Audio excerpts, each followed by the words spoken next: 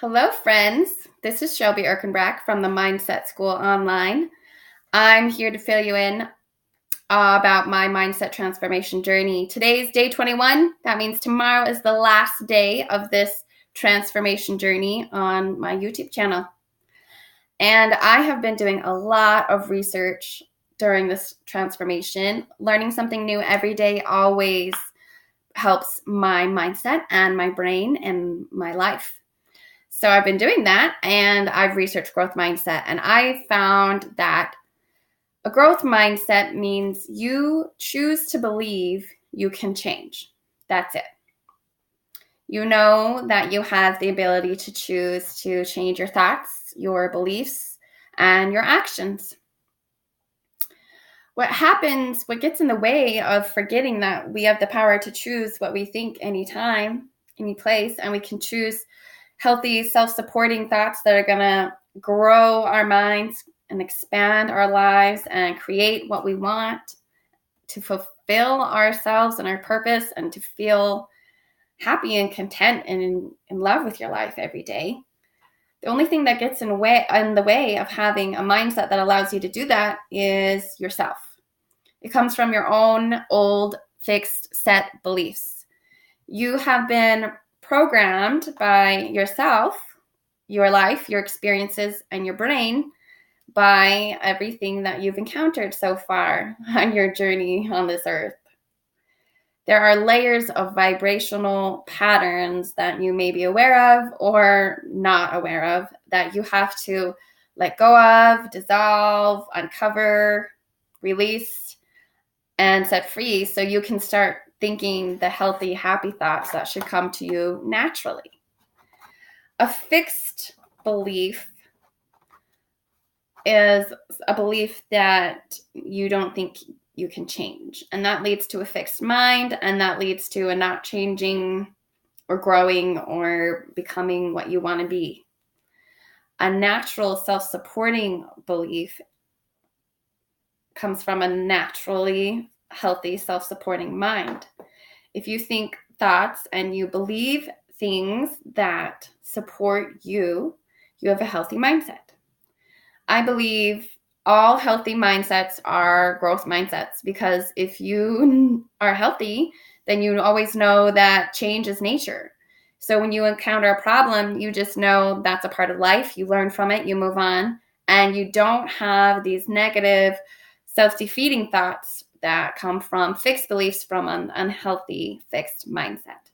So if you have a healthy mindset, you have a positive perspective about your life, you have a growth mindset, they're the same thing. So for me, I've discovered my own limiting beliefs and I've peeled back my vibrational patterns and layers and I'm uncovering them, releasing them, letting them go so I can embrace my true self, follow my true nature, and help other people to do the same thing.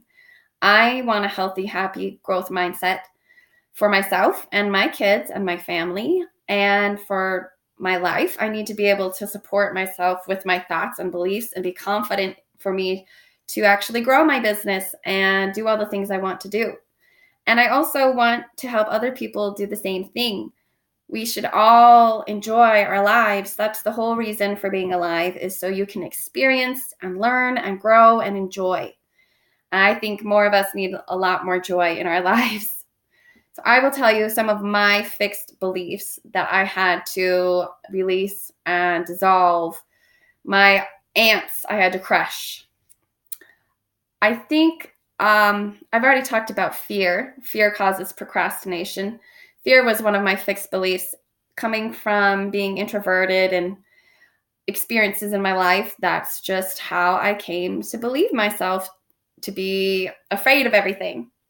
And I didn't want to try new things because I might get hurt or dirty or I might fail or something bad might happen or I don't know.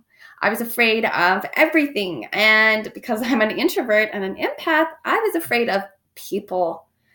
I didn't like being around people. It made me feel anxious and it really takes a lot of energy out of me sometimes still. But it really all comes from this fear of me not being good enough. If I show people my real self, if I'm really honest with them, then what if they don't like me? What if I don't have anything to offer? And I realized what was holding me back with creating my content for my online mindset course was fear that it wouldn't help people, that it wouldn't be beneficial, and that nobody would find value in it, that I wouldn't be good enough. And I know that is not true. I know that is absolutely just one of my ants. And I also was able to find an amazing person, Brene Brown, on Netflix. She has a special that's called Call to Courage. Brene Brown is a shame researcher, and she talks about vulnerability and courage. And I so needed to watch that program. And I am so grateful that I found that and followed my intuition and got that information that I needed. I highly recommend if you are feeling any fear or doubt or procrastination to watch A Call to Courage by Brene Brown, or look her up on YouTube, because she knows all about that. She's great and super inspiring and super honest and real. And I love that. I really appreciate that. I realized after watching that I think fear and vulnerability are really close together. Everyone is afraid to be vulnerable. That's what I was just saying. I was afraid to show myself. I was afraid to be vulnerable because you can be rejected. And that's a bad feeling. And that's the way humans are wired, for instincts for survival, is to feel good and do things that make them happy. And that's why we want things that will make us feel better. And that's why we stay away from things that hurt us, like pain. Like if you touch a hot stove, you definitely are not going to stay there very long. That's the way we're wired. And now it applies to your psychology and social situations, because we're not really in that basic need for survival mode anymore as a human race. We've evolved beyond that, way beyond that. We are now sending people to space, So now we have psychological instincts for survival, and they're in social situations, in interactions with other people, where these instincts are awakened or triggered. So I realized one of my triggers was vulnerability. And that's where the fear was coming from, and that's where the self-doubt's coming from, and that's where the procrastination's coming from. Vulnerability is a big deal, and I don't think we are really training our younger generations that it's okay to be vulnerable. Just from what I've seen in schools, that's kind of a hard thing. And that's a hard thing to train, because that's a hard thing for us adults to do.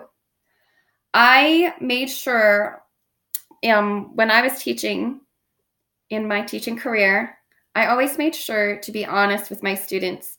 And when I made a mistake, I would say, tell your teacher it's cool. Like, I made a mistake. Oops, let's keep going. And I would do the same thing when anybody in our class made a mistake. We'd all say, it's cool.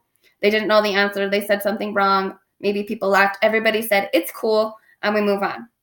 So I made sure to be vulnerable in front of my students. And that was something that I was able to do and feel good about, because I was comfortable in that situation. And their children, which I relate to much easier than adults, they're much more honest and vulnerable than adults are, if I'm being honest.